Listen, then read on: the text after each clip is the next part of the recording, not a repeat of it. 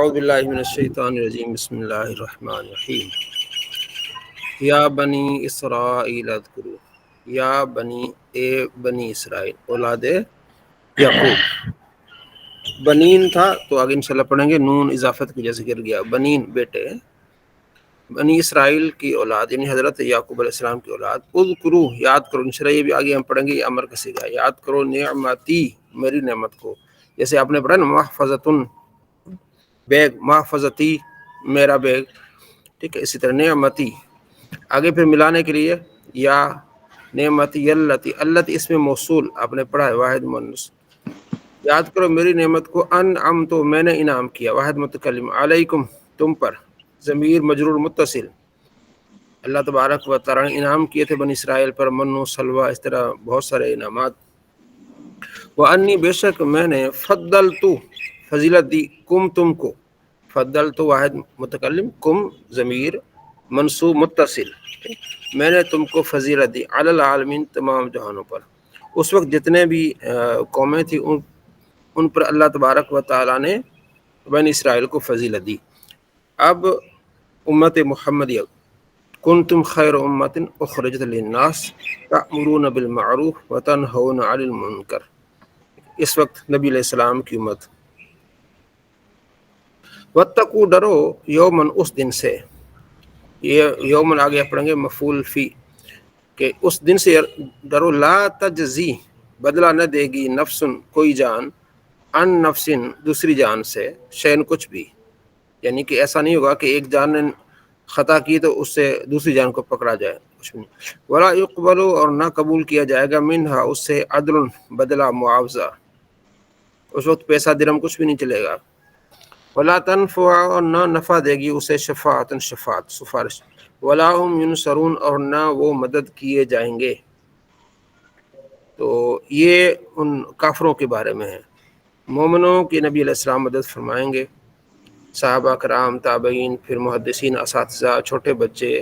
تو یہ کفار کے لیے کہ ان کی کوئی سفارش نہیں ان سے متعلق قبول کی جائے گی.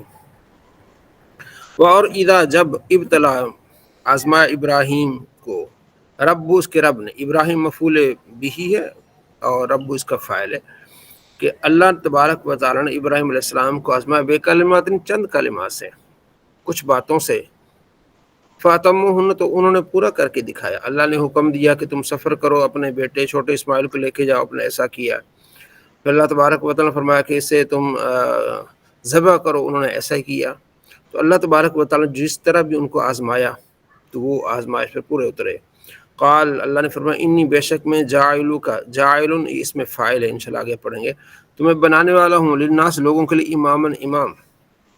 ابراہیم علیہ السلام ایسی ہستی جن کو یہودی، عیسائی، مسلمان سب مانتے ہیں، امام. قال فرمایا، ومن ذریتی میری امت سے بھی یا اللہ امام بنا دینا. قال اللہ نے فرمایا، لا ینال نہیں پہنچے گا میری امامت، عہد الظالمین میرا عہد ظالموں کو، جو یعنی آپ کی نسل سے اگر کوئی مشرک ہے تو ان کو یہ امامت نہیں ملے گی. وہ اور اذ جب جعلنا، ٹھیک ہے، جعلو، تو یہ جعلنا، جی طاہر صاحب کون سی جگہ ہے، کون بتا، جعلنا کون سی جگہ ہے، جمع متکلم. جمع متکلم، جی. جعلنا ہم نے بنایا، البیت بیت کو، مثابت لوٹنے کی جگہ، مرجع، للناس لوگوں کے لیے، وہ امن اور امن کی جگہ، کس مقام کو، یعنی بیت اللہ کو. واتخذوا تم بناؤ، من مقام ابراہیم مقام ابراہیم میں سے، مصلی نماز کی جگہ. وہاں جو گئے ہیں عمرے پر انہیں پتہ ہے کہ مقام ابراہیم جو کعبۃ اللہ کے ساتھ ہی جگہ ہے، وہاں نماز پڑھتے ہیں، تو نفل پڑھتے ہیں طواف کر کے، تو اس کو نماز کی جگہ بنا. وعہدنا اور ہم نے عہد لیا، الی ابراہیم ابراہیم، اسماعیل اسماعیل دونوں سے، کہ انت ہیرا کہ تم دونوں صاف رکھو، بیتی میرے گھر کو، للطائفین طواف کرنے والوں کے لیے، والعاکفین اعتکاف کرنے والوں کے لیے، والرکع اور رکوع کرنے والوں کے لیے، والسجود ورکع اور سجدہ کرنے والوں کے لیے. اور اذ جب قال کہا، عرض کی ابراہیم نے، رب اجعل اے میرے رب بنا دے، اجعل بنا دے، ہاذا پڑھا نا آپ نے، ہاذا حاضی ہاذا اس بلدن شہر کو، آمنن امن والا، ورزق امر رزق دے، اہلو اس کے رہنے والوں کو، من الثمرات پھلوں میں سے. من اس آدمی کو جو، من اس میں موصول آپ نے پڑھا ہے، الذی من موصول بھی پڑھا ہے آپ نے، آمن ایمان ہے، منہم ان میں سے، باللہ اللہ پر، والیوم الآخر آخرت پر، قال فرمایا، ومن کفر اور جو کفر کرے، کفر کیا جس نے، فمتعہ تو میں اسے نفع اٹھانے دوں گا، قلیلاً تھوڑا سا، ثم اضطر پھر میں اسے مجبور کروں گا، الی عذاب النار جہنم کے عذاب کی طرف، وبئس المصیر اور کیا ہی بری جگہ ہے پلٹنے کی۔ یعنی حضرت ابراہیم علیہ السلام کو اللہ نے فرمایا کہ میں تمہیں امام بنانے والا ہوں، تو انہوں نے کہا یا اللہ میری نسل کو بھی امام بنا دے، تو اللہ فرماتے ہیں لیکن یہ میرا عہد ظالموں کو نہیں پہنچے گا۔ اور پھر حضرت ابراہیم علیہ السلام نے کہا کہ اللہ میرے اس شہر میں، مکہ میں رزق کی فراوانی کر دے۔ اللہ نے فرمایا ہاں، جو ایمان لائے میں ان کے لیے بھی رزق کی فراوانی ہوگی، اور جو کافر انہیں بھی دنیا کے گزارنے کے لیے دوں گا، لیکن انہیں پھر آخر میں جہنم کا عذاب چکھنا پڑے گا۔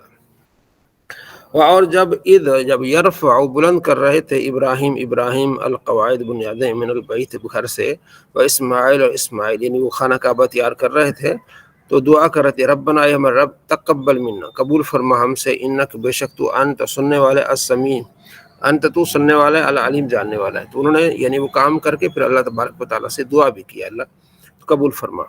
ربنا اے ہمارے رب وجعلنا اور بنا ہمارے لیے مسلمین، ٹھیک ہے، ہمیں بنا دے اطاعت مسلم میں اطاعت گزار، فرما بردار بنا دے اللہ اپنے لیے، ومن ذریتنا اور ہماری اولاد کو بھی، امتن ایک امت بنا دے، مسلمتن فرما بردار ہو اللہ کا تیری، ہمیں بھی اپنا فرما بردار بنا اور ہماری نسل کو بھی اپنا فرما بردار بنا کہ ہم تیری عبادت کرتے رہیں۔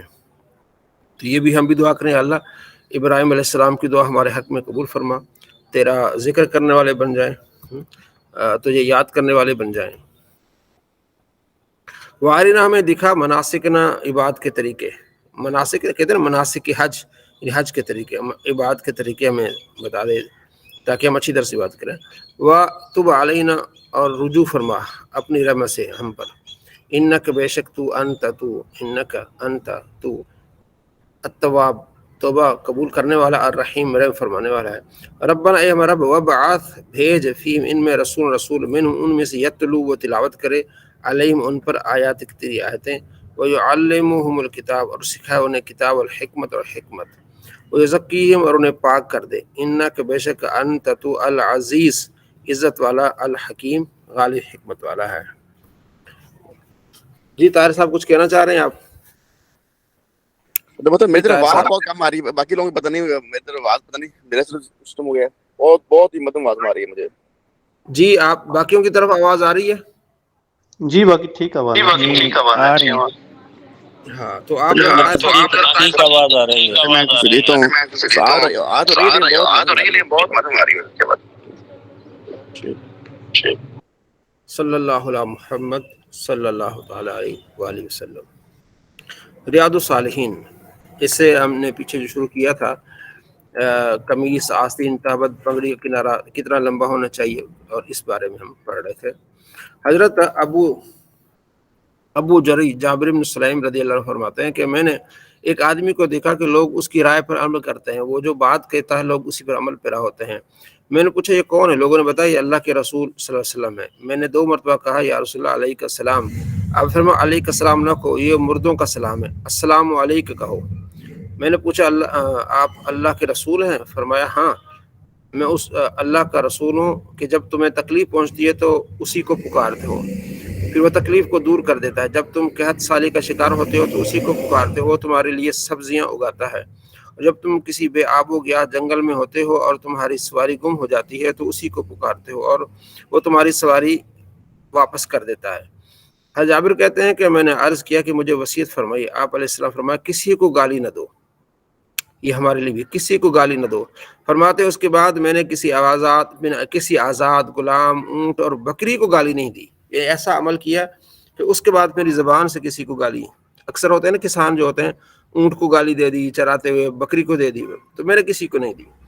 آپ نے فرمایا کسی نیکی کو حقیر نہ جانو، کسی نیکی کو، اور جب اپنے مسلمان بھائی سے گفتگو کرو تو کشادہ روئی سے پیش آؤ، یہ نیکی ہے، یعنی کشادہ روئی سے، خندہ پیشانی سے، یہ سامنے والے کے ساتھ یہ رویہ رکھنا یہ نیکی ہے۔ تہبند کو نصف پنڈلی تک اٹھاؤ، اگر یہ نہ ہو سکے تو ٹخنوں تک، اور تہبند لٹکانے سے بچو کیونکہ یہ تکبر سے ہے اور اللہ تعالیٰ تکبر کو پسند نہیں فرماتا۔ اور اگر کوئی شخص تمہیں اس بات پر گالی دے یا آر دلائے جسے وہ تم میں جانتا ہو کمی ہے تیرے اندر، وہ اس کمی کو اس پر بات کر کے تمہیں آر دلاتا ہے، تمہیں شرم دلاتا ہے، تو تم اسے اس بات کے ساتھ آر نہ دلانا جس کا اس میں ہونا تمہیں معلوم ہے۔ یعنی پھر تم نے یہ نہیں کہا تو بھی تو ایسا ہی ہے، تم نے بھی تو ایسا کرنا ہے، تو یعنی کہ اس میں جو کمی ہے تم نے اس کمی کا اعلان کر کے بات کر کے اس کو آر نہیں دلانی، یہ اس کا فعل ہے۔ تیرے اندر کمی ہے، یہ انسان میں ہوتی کوئی نہ کوئی کمی ہے، تو تم نے اس کے اندر جو کمی ہے اس کا جو ہے نا وہ ذکر نہیں کرنا، بے شک اس کا وبال اسی پر ہے۔ ٹھیک ہے، امام ترمذی، ابو داؤد اور ترمذی نے اس حدیث کو صحیح سند کے ساتھ روایت کیا، اور امام ترمذی کا یہ حدیث حسن صحیح ہے۔ تو اس حدیث کو آپ یاد رکھیں، بہت ساری اس میں ہمیں معلومات ملی ہیں۔ سلام کا طریقہ اپنے نبی علیہ السلام نے صحابی کو جو سوشل مطلب جو رہنے سہنے کے لیے چیزیں وہ بتائیں، گالی نہ دو کسی کو، برا نہ کہو کسی کو، حقیر نہ جانو، ساری چیزیں ہمارے جو ہے وہ علم میں ہونی چاہیے۔ اس پر عمل بھی ہم کوشش کریں کہ ہماری زبان سے برے الفاظ نہ نکلیں۔ سلام یہ جو جس نے کلمہ پڑھا تھا اس کو ہی کہہ سکتے ہیں نا؟ ہاں، سلام تو مسلمان کو کہیں گے نا، باقیوں کو وہ پھر آگے سلام کے بارے میں آئے گا کہ کافر کو سلام نہیں کہیں گے۔ اگر وہ سلام کہے گا علیک السلام کہہ دیں گے، علیک بس کہہ دیں گے۔ ابو ہریرہ رضی اللہ عنہ فرماتے ہیں کہ ایک شخص تہبند لٹکائے نماز پڑھ رہا تھا، تو رسول اللہ صلی اللہ علیہ وسلم نے اس پر سے فرمایا جاؤ وضو کرو۔ وہ گیا اور وضو کر کے حاضر ہوا۔ آپ نے فرمایا جاؤ پھر وضو کرو۔ ایک شخص نے عرض کیا رسول اللہ کیا بات ہے؟ آپ نے اسے وضو کرنے کا حکم دیا، پھر خاموش ہو گئے۔ آپ نے صلی اللہ علیہ وسلم فرمایا وہ تہبند لٹکائے ہوئے نماز پڑھ رہا تھا، اور بے شک اللہ تعالیٰ تہبند لٹکانے والے کی نماز قبول نہیں فرماتے، یعنی تکبر سے۔ تو تکبر کرنے والے شخص کے اللہ تبارک و تعالیٰ نماز قبول نہیں فرماتا، تو اس سے بچنا چاہیے تکبر سے۔ قیس بن بشر التغلبی رضی اللہ عنہ فرماتے ہیں کہ مجھے میرے والد نے بتایا، اور وہ حضرت ابو درداء رضی اللہ عنہ کے ہم نشین تھے، کہ دمشق میں سہل بن حنظلہ نامی ایک نبی صلی اللہ علیہ وسلم کے صحابی تھے۔ وہ گوشہ نشین قسم کے آدمی تھے، لوگوں کے پاس بہت کم بیٹھتے، ان کا کام بس نماز پڑھنا، تسبیح و تکبیر کرنا، پھر وہ گھر چلے جاتے۔ ایک دن وہ ہمارے پاس سے گزرے، ہم حضرت ابو درداء رضی اللہ عنہ کے پاس بیٹھے ہوئے تھے۔ حضرت ابو درداء رضی اللہ عنہ نے فرمایا ہمیں کوئی ایسی بات بتائی جو نفع بخشو اور ہمیں نقصان نہ دے۔ انہوں نے فرمایا کہ رسول اللہ صلی اللہ علیہ وسلم نے ایک چھوٹا لشکر بھیجا، جب وہ لشکر واپس لوٹا تو ان میں سے ایک آدمی آ کر رسول اللہ صلی اللہ علیہ وآلہ وسلم کے مجلس میں بیٹھ گیا، اپنے ہم نشین سے کہنے لگا اگر آپ دیکھتے کہ جب ہمارا دشمن کا آمنا سامنا ہوا تو فلاں آدمی نے ایک نیزہ اٹھایا اور اسے مارتے ہوئے کہا مجھ سے یہ لے لو، اور میں ایک غفاری لڑکا ہوں، تو آپ کا اس بات کے بارے میں کیا خیال ہے؟ دوسرے آدمی نے جواب دیا میرے خیال میں اس کا اجر ضائع ہو چکا۔ ایک اور آدمی نے سنا تو کہا میں اس بات میں کچھ حرج نہیں سمجھتا۔ چنانچہ وہ دونوں جھگڑنے لگے، یہاں تک کہ رسول اللہ صلی اللہ علیہ وسلم نے سن لیا۔ آپ علیہ السلام نے فرمایا سبحان اللہ، اس بات میں کوئی حرج نہیں کہ آخرت میں ثواب دیا جائے اور دنیا میں تعریف کی جائے۔ حضرت قیس بن بشر فرماتے ہیں کہ میں نے دیکھا کہ حضرت ابو درداء رضی اللہ عنہ اس بات سے خوش ہو رہے ہیں اور اس کی طرف سر اٹھا رہے ہیں۔ انہوں نے پوچھا کیا آپ نے رسول اللہ صلی اللہ علیہ وسلم سے یہ خود بات سنی؟ اس نے کہا جی ہاں، آپ صلی اللہ تعالیٰ علیہ وآلہ آپ حضرت یعنی حضرت ابو درداء برابر یہ بات دہراتے رہے، یہاں تک کہ میں نے کہا کہ وہ ان کے گھٹنوں پر سوار ہونا چاہتے ہیں۔ فرماتے ہیں کہ دوسرے دن وہ ہمارے پاس سے گزرے تو حضرت ابو درداء نے فرمایا ہمیں کوئی ایسا کلمہ سکھائی جو ہمیں نفع دے نقصان نہ دے۔ انہوں نے فرمایا کہ رسول اللہ صلی اللہ علیہ وسلم نے ہمیں فرمایا جہاد کے لیے گھوڑوں پر خرچ کرنے والا اس آدمی کی مانند ہے جو صدقہ کرنے کے لیے ہاتھ آگے بڑھاتا ہے اور اسے بند نہیں کرتا۔ پھر حضرت قیس فرماتے ہیں کہ وہ صحابی پھر ایک اور دن ہمارے پاس سے گزرے تو حضرت ابو درداء رضی اللہ عنہ نے فرمایا ہمیں ایسا کلمہ بتائی جو نفع دے نقصان نہ دے۔ فرمایا رسول اللہ صلی اللہ علیہ وسلم نے فرمایا خریم اسیدی بہترین آدمی ہے اگر اس کے بال لمبے نہ ہوں اور تہبند ٹخنوں سے نیچے نہ ہو۔ حضرت خریم کو یہ بات پہنچی تو انہوں نے فوراً چھری لے کر کانوں تک بال کاٹ ڈالے اور تہبند کو نصف پنیر تک اٹھا لیا۔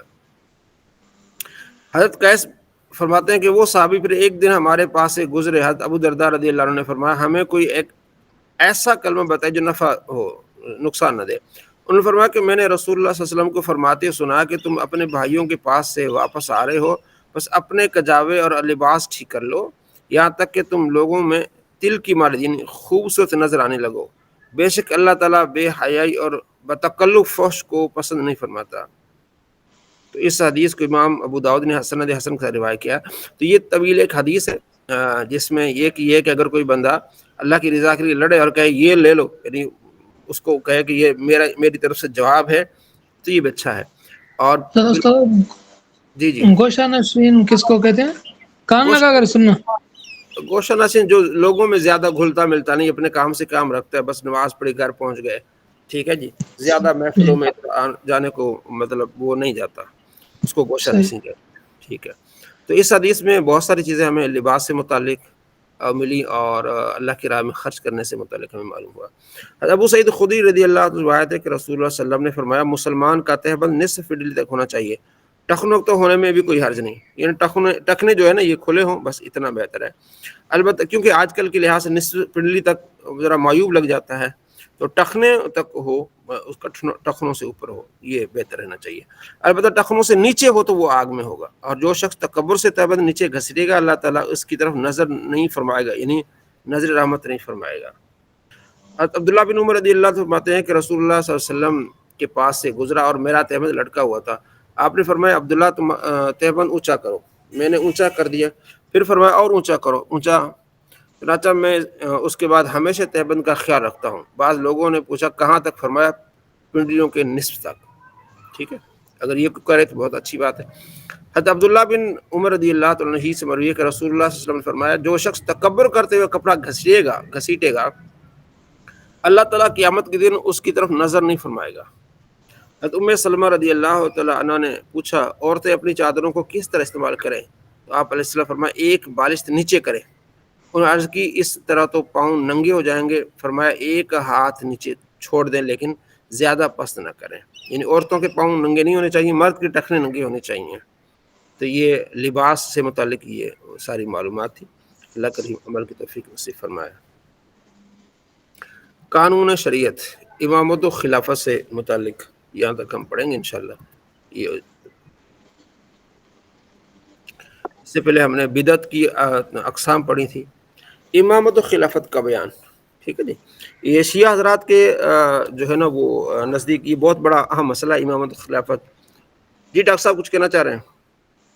السلام علیکم جی، میں یہ پوچھنا چاہ رہا تھا کہ وہ جو اکثر میں نے آج کل تو ہم دیکھ رہے ہوتے ہیں کہ لوگوں کے اتنے لمبے لمبے بال ہوتے ہیں کہ وہ کندھوں سے نیچے آ رہے ہوتے ہیں، تو اس کے متعلق کیا حکم ہے کہ کیا آیا کہ اس قسم کے بال رکھنے ان کو اجازت ہونی چاہیے یا نہیں؟ کیا نہیں، نبی علیہ جو آج یہ السلام حدیث نبی علیہ السلام نے بڑے بالوں سے منع بال کانوں ہے نا، کانوں کی نصف تک یا کانوں کے اینڈ تک، یا اس طرح بال کے کندھے کو چھوئیں، تین طرح کے بال، لیکن کندھوں سے بھی نیچے عورتوں کی طرح یہ خلاف سنت ہے۔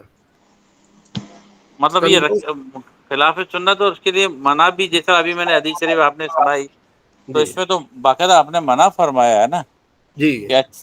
تو آج کل جو اس قسم کے ہوتے ہیں جو چٹیاں باندھ کر کے پھر ہوتے ہیں، مطلب یہ بھی عورتوں کی مشابہت کرنے والی بات ہوگی، تو یہ بھی منع ہوگا میرا خیال ہے۔ عورتوں کی مشابہت منع ہے، عورتوں کی مشابہت بالکل کیا ہے، منع ہے، ٹھیک ہو گیا۔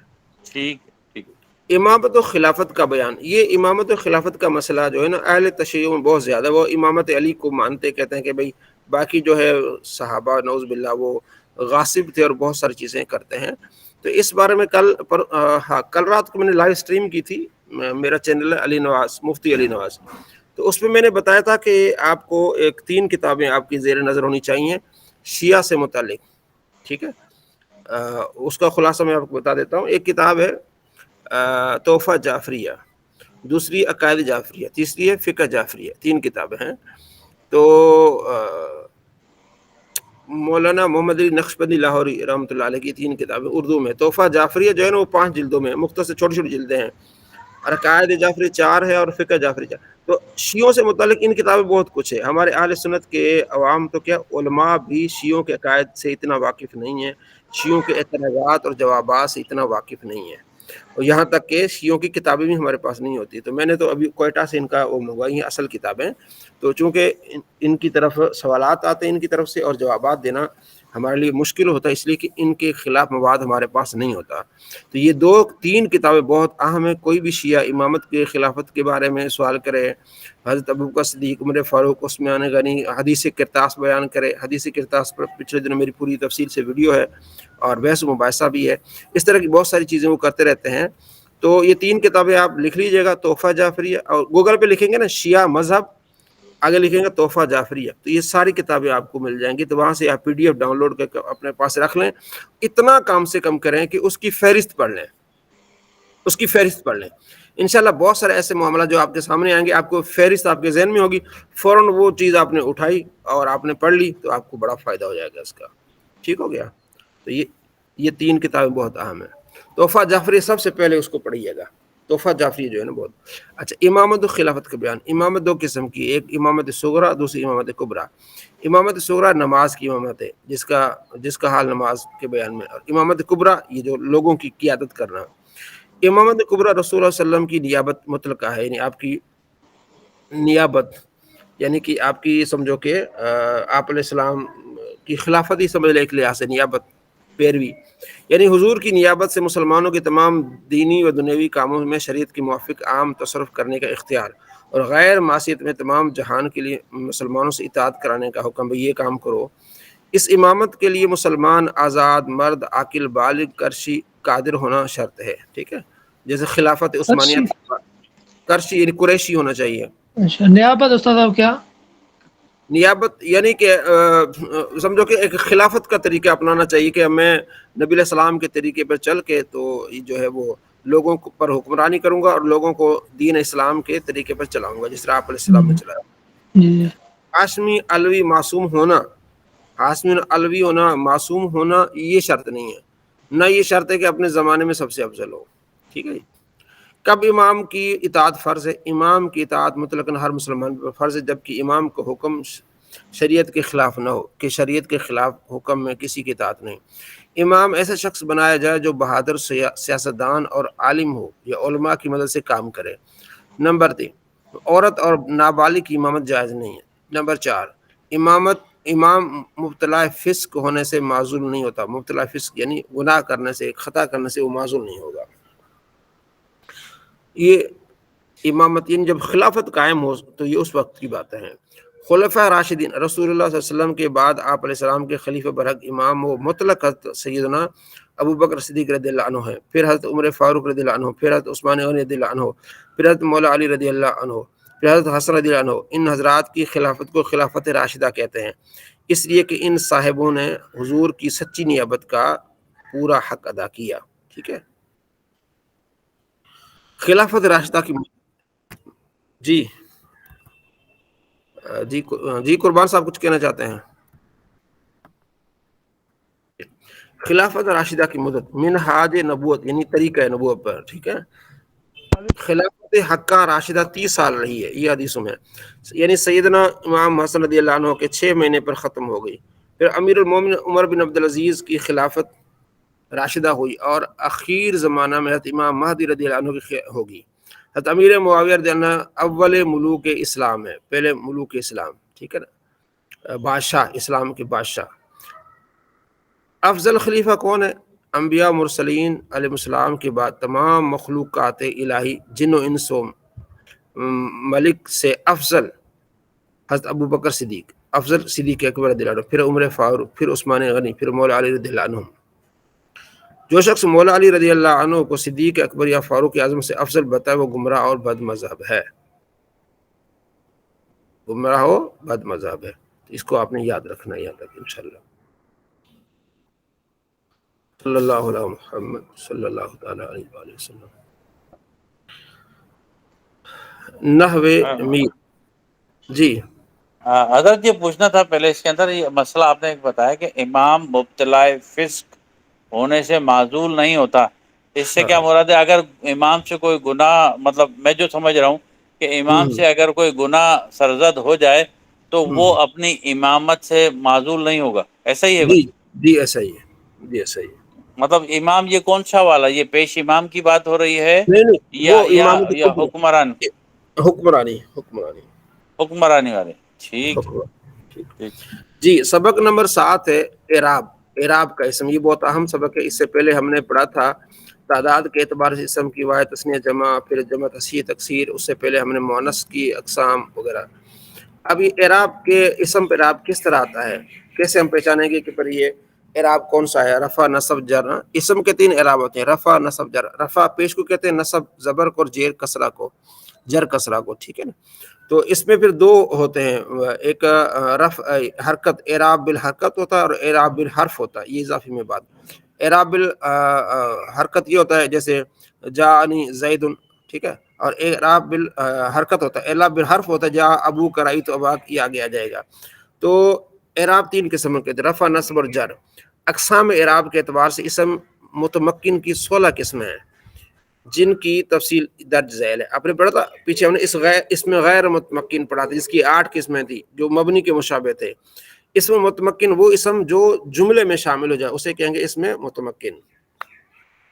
اس کی 16 قسمیں ہیں. نمبر 1، اسم ہو مفرد ہو، اسم ہو مفرد منصرف صحیح. 4 باتیں ہیں. اسم ہے مفرد اکیلا ہے، منصرف ہے، منصرف یعنی جس پر کسرہ تنوین آتی ہے. ٹھیک ہے. صحیح ہو، صحیح آپ نے پیچھے پڑھا ہے. ٹھیک ہے نا. نیچے نمبر 2 دیکھیں، صحیح. صحیح نمبر 2 تشریح نیچے حاشیے میں. اس متمکن پہلی قسم مفرد منصرف صحیح. مفرد سے اس جگہ مراد یہ کہ تثنیہ جمع نہ ہو. منصرف کا مطلب یہ کہ جس اسم میں منع صرف کی 2 سبب یا 1 سبب نہ موجود ہو، پایا نہ جائے. ٹھیک ہے. اور صحیح سے مراد اصطلاح نحات میں وہ کلمہ ہوتا ہے جس کے آخر میں حرف علت نہ ہو. ایک صحیح ہوتا ہے صرفیوں کا، جس میں جو آپ نے پڑھا ہے صحیح مضاف معطل. صرفیوں میں صحیح ہوتا ہے کہ فاعل لام کے مقابلے میں حرف علت نہ ہو، نہ 2 حرف ایک جنس کے ہو، نہ حمزہ ہو. لیکن نحو میں صحیح وہ ہوتا ہے جس کے آخر میں حرف علت نہ ہو. ٹھیک ہے. جی حضور، منع صرف سے کیا مراد ہو؟ وہ آگے آئے گا. مائک کر لیں. منع صرف یہ ہوتا ہے کہ وہ ایسا اسم جس پر کسرہ تنوین نہیں آتا. وہ آگے پھر آئے گا کہ اس کے منع صرف پہ 9 اسباب ہیں. 9 میں سے 2 سبب پائے جائیں گے، اس کو ہم کہیں گے یہ غیر منصرف ہے. اور یہ اس میں منع صرف سے منع ہوتا ہے پھیرنا. اس کو ہم پھیر نہیں سکتے، اس اسم کو، اس کو تنوین نہیں آ سکتی، اس پر کسرہ نہیں آ سکتا. کچھ ایسے اسم ہے جن پر کسرہ نہیں آتا، یعنی زیر نہیں آتی. ایسے اسم ہے جن پر تنوین نہیں آ سکتی، اسے کہتے ہیں منع صرف. تو وہ بس آپ تھوڑا سا صبر کریں، انشاءاللہ یہ ساری چیزیں آگے آ رہی ہیں. ٹھیک ہے. اسم ہو مفرد ہو منصرف ہو صحیح ہو، جیسے زید. نمبر 2، مفرد منصرف ہو، مفرد و منصرف ہو، جاری مجرا صحیح ہو، جاری مجرا صحیح. نمبر 3 دیکھیں، جاری مجرا صحیح یعنی وہ اسم جس کے آخر میں حرف علت واو ہو، اسے کہتے ہیں جاری مجرا صحیح. جمع مقصر ہو اور منصرف. جمع مقصر آپ نے پڑھی ہے نا، جس کی واحد سلام نہ رہے، جیسے رجال. اور منصرف ہو یعنی جس پہ کسرہ تنوین آ سکتی ہیں. تو ان تینوں کا اعراب کیا ہے؟ ان تینوں اسماء کی حالت رفع ضمہ سے ہوگی، حالت نصبی فتح سے، حالت جری کسرہ سے. جیسے جاءنی زیدن، ٹھیک ہے، رأیت زیدن، مررت بزیدن. جاءنی زیدن آ گیا، رأیت زیدن آ گیا، مررت بزید. جاءنی زیدن حالت رفع میں، رأیت زیدن حالت نصبی میں، مررت بزیدن حالت جری میں. ٹھیک ہے. اسی طرح اس کو آگے لے جائیں گے. جا دلون، ٹھیک ہے، رأیت دلون، مررت بدلوین. دلون یہ گھڑے کو بولتے ہیں. ٹھیک ہے. اور جانی رجالن، آئے میرے پاس آدمی، رأیت رجالن، مررت برجالن. یہ تینوں کو الگ الگ کرنے کے بجائے ایک ہی لائن میں انہوں نے ڈال دیا، حالت رفع، حالت نصبی، حالت جری. ٹھیک ہے. کچھ چیزیں آپ کو پسند سمجھ آ جائیں گی، کچھ ابھی آگے پڑھنے سے سمجھ آئیں گی، لیکن پریشان ہونے کی بات نہیں ہے. کچھ ایسی چیزیں شاید کہ آپ پہلی مرتبہ ان کو پڑھ رہے ہو، لیکن کانوں سے گزر جائیں تو بعد میں وہ چیزیں سمجھ آ جاتی ہیں. ٹھیک ہے. تو اس میں پریشان ہونے کی بات نہیں کہ یار مجھے سمجھ نہیں آ رہی ہے کیا ہے، کیونکہ اس کی پھر آگے تفصیل آگے آ رہی ہوتی ہے. جمع مؤنث سالم، یہ تو آپ نے پڑھا نا، جمع مؤنث سالم، جمع مذکر سالم، جمع مؤنث سالم. جمع مؤنث سالم جیسے مسلمات، اس کی حالت رفع ضمہ میں، یعنی جب یہ فاعلی حالت ہوگی تو ضمہ میں. حالت نصبی و جری دونوں کسرہ کے ساتھ ہوں گی. ان سے غلطی ہوگی، فتح کے ساتھ انہوں نے لکھا ہے کسرہ. جیسے جان مسلمات، رأیت مسلمات، مررت بمسلمات. ٹھیک ہے. جانی مسلمات یعنی جب حالت رفع ہوگی نا، یہ فاعل بنے گا، یہ جمع مؤنث سالم، تو فاعل اس طرح بنے گا کہ اس کا یہ مسلماتن کیا جائے گا، کائناتن آئے گا، قانتاتن آئے گا، صالحاتن آئے گا. ٹھیک ہو گیا. حالت رفع یعنی فاعلی حالت یہ ہو جائے گی اس کی. مفعولی حالت رأیت مسلماتن ہوگا، اور جری حالت مررت بمسلماتن ہوگا. ٹھیک ہو گیا. اب آیا غیر منصرف جو آپ کہہ رہے تھے. یہ وہ اسم ہے جس میں اسباب منع صرف میں سے 2 اسباب پائے جائیں. اسباب منع صرف 2 ہیں، 9 ہیں. اسباب منع صرف کتنے ہیں؟ 9 ہیں. عدل، وصف، تانیث، معرفہ، اجماع، جمع، ترکیب، وزن فعل اور الف نون زائدتان، یہ 9 منع صرف کے اسباب ہیں. مثلا تانیث ہے، تیسرے نمبر پر تانیث ہے. ایک ہے اسم بھی ہے اور مونس بھی ہے. اب وہ غیر منصرف ہوگا تو اس پر کسرہ تنوین نہیں آئے گی. یہ ہے غیر منصرف منع صرف. منع یعنی منع ہو جائے گا صرف، یعنی کسرہ تنوین نہیں آ سکتی اس پہ. الف نون زائدتان بھی آ جائے، جیسے عمرو اس میں عدل ہے کہ عامر سے عمر نکلا ہے. احمرو اس میں عدل ہے. طلحتو اس میں کیا ہے؟ اس میں وصف ہے. اس میں احمر میں طلحتو، یہ اس میں ایک تو طلحہ نام ہے، دوسرا اس میں تا آ گئی مؤنث، دو سبب پائے گئے. اب یہ طلحتو ہوگا. زینبو، ٹھیک ہے، اس میں ایک نام ہے، ایک کیا ہے جو ہے وہ تانیث کی علامت ہے. ابراہیم ایک نام ہے اور دوسرا یہ اجما ہے. اجما یعنی اجمی لفظ ابراہیم. مساجد ایک تو اسم ہے مسجد، دوسرا یہ جمع ہے. مادی کرب یہ ایک اسم ہے، دوسرا ترکیب ہوگی، مادی اور کرب مل گئے ہیں. احمدو یہ ایک تو علم ہے، نام ہے، دوسرا وزن فعل ہے، جیسے ادربو، اسمعو، احمدو، اسمعو فعل کے وزن پر آ گیا. عمران جیسے اس کے آخر میں الف نون آ گیا، عمران. ٹھیک ہے، تو ایک تو عمران نام ہے، دوسرا اس میں الف اینڈ پہ الف اور نون آ گیا، تو اس میں 2 منع صرف یعنی 2 سبب پائے گئے. ایک نام علم پایا گیا، دوسرا الف نون زائدتان پایا گیا. 2 سبب پائے گئے. اس کا حکم یہ ہے کہ اس پر کسرہ اور تنوین نہیں آئے گا. سمجھ آ گئی زین؟ سمجھ آ گئی؟ جی حضور. اس کی حالت رفع ضمہ سے ہوگی، حالت نصبی و جری فتح سے ہوگی. جا عمر رأیت عمر مررت بعمر، تو جا عمری نہیں آئے گا، جا عمرن کبھی بھی نہیں آئے گا. سمجھ آ گئی؟ جا احمد آئے گا، رأیت احمد آئے گا، مررت باحمد آئے گا. احمدن کبھی نہیں آئے گا. عمران ہے نا، جا عمران رأیت عمران مررت بعمران آئے گا. عمرانی نہیں آئے گا کبھی عربی میں. دوبارہ پھر دیکھیں غیر منصرف یہ وہ اسم ہے جس میں اسباب منع صرف میں سے 2 اسباب پائے جائیں. اسباب منع صرف میں سے 2 سبب پائے جائیں. اسباب منع صرف 2 ہیں، اسباب منع صرف 9 ہیں، یعنی 9 میں سے 2 سبب پائے جائیں، وہ غیر منصرف ہوگا. غیر منصرف منع کہ اس پر کسرہ نہیں آ سکتا، تنوین نہیں آ سکتی. تو 9 یہ عدل، وصف، تانیث، معرفہ، اجماع، یعنی ایک معرفہ، اجماع، جمع، ترکیب، وزن فعل اور الف نون زائدتان. یعنی کوئی ایسا اسم اس میں یہ ان 9 میں سے 2 پائے جائیں گے تو اب کیا ہوگا؟ اب وہ غیر منصرف ہو جائے گا، اس پر کسرہ تنوین نہیں آئے گی. چند مثالیں یہاں دی گئی ہیں. صلی اللہ علیہ محمد صلی اللہ علیہ وسلم. انشاءاللہ عربیہ 17واں سبق ہے ضیف المہمان. یہیں سے پڑھیں گے نا؟ جی مہمان ضیف یکرمون. ٹھیک ہے حضرت یہ ایک چیز پوچھنی تھی تھوڑی سی. جی ہاں، یہ میں یہ پوچھنا تھا، یہ جو ابھی سبق ہم نے پڑھا ہے یہ خلاصۃ النحو میں یہ کس اس میں ہم پڑھیں گے؟ معرب اور مبنی کا بیان میں پڑھیں گے یا مجھے یہ ابھی تک میں غیر منصرف کا جو ہوگا نا ہیڈنگ ہوگی، فہرست ہوگی، اس میں ہی مل جائے گا. کون سا غیر منصرف؟ میں آواز سن نہیں پا رہا اصل میں. غیر منصرف جہاں لکھا ہوگا نا جی اس میں یہ آپ کو مل جائے گا. غیر منصرف. ٹھیک ہے، میں دیکھ لیتا ہوں. ٹھیک ہے، وہ میں ذرا پریشان ہو رہا تھا، میں یار کہاں دیکھوں میں. نہیں مل جائے گا. آپ فہرست دیکھیے گا، انشاءاللہ مل جائے گا. جی ٹھیک. ایک مرتبہ ساری کتاب کو الٹ پلٹ بھی کرتے رہیں، انشاءاللہ کافی فائدہ ہوگا. صحیح. یکرم وہ تعظیم کرتا ہے. اکرم تم تعظیم کرو. سفرتن دسترخوان. یدو وہ دعا کرتا ہے. یقر وہ کھٹکھٹاتا ہے. من کون. یکری وہ مہمان نوازی کرتا ہے. من الباب کون ہے دروازے پر, من منا کون, اللہ پر باب دروازہ, ٹھیک ہے. من کون, یکرو دروازہ یکرو کھٹکھٹاتا ہے, الباب دروازہ, ٹھیک ہے. ضیف مہمان, یکرو الباب دروازہ کھٹکھٹا رہا ہے. زید زید یکرمو تعظیم کرتا ہے الضیف مہمان کی. سعید سعید یکری مہمان نوازی کرتا ہے الضیف مہمان کی. حاضی یہ سفرۃ الطعام کھانے کا دسترخوان ہے. یجلس ضیف مہمان بیٹھتا ہے علی السفرۃ دسترخوان پر. انا اکری میں مہمان نوازی کرتا ہوں الضیف مہمان کی. انت تو تکری مہمان نوازی کرتا ہے الضیف مہمان کی. ہوا وہ یکری الضیف مہمان نوازی کرتا ہے مہمان کی. الضیف مہمان یدعو, ٹھیک ہے, بلاتا ہے بعد, دعا کرتا ہے بعد طعام کھانے کے بعد, مہمان کھانے کے بعد دعا کرتا ہے.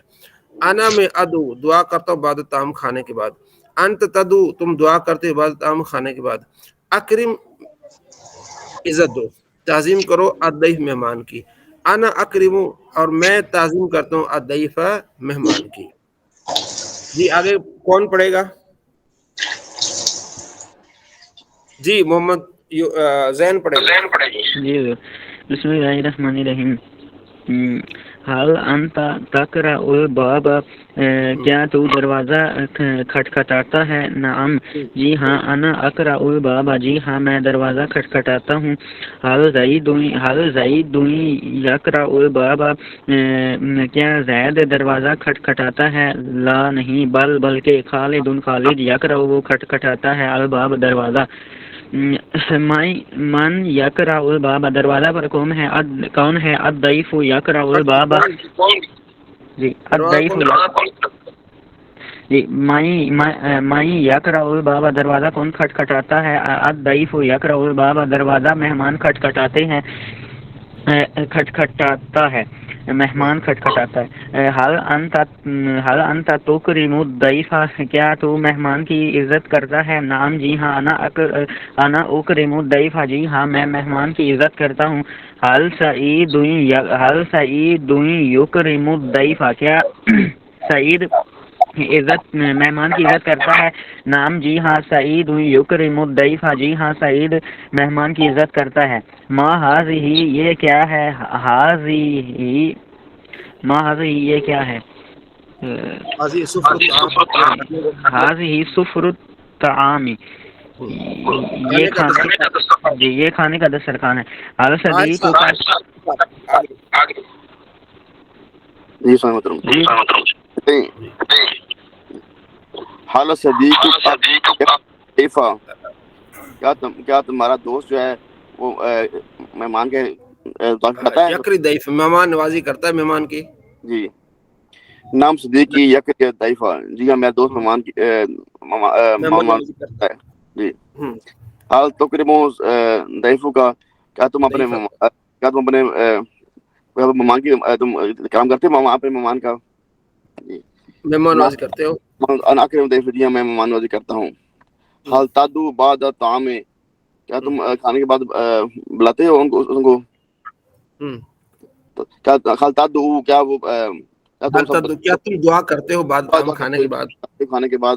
نام ادعو بعد الطعام نام جی ہاں میں کھانے کے بعد دعا بلاتا. حال تجلس علی السفرہ کیا تم دسترخوان کے اوپر بیٹھتے ہو دسترخوان پر؟ جی جی. نام اجلس علی السفرہ جی ہاں میں دسترخوان کے اوپر بیٹھتا ہوں. حال صدیق کا یجلس علی السفرہ کیا تمہارا دوست جو ہے وہ دسترخوان پر بیٹھتا ہے؟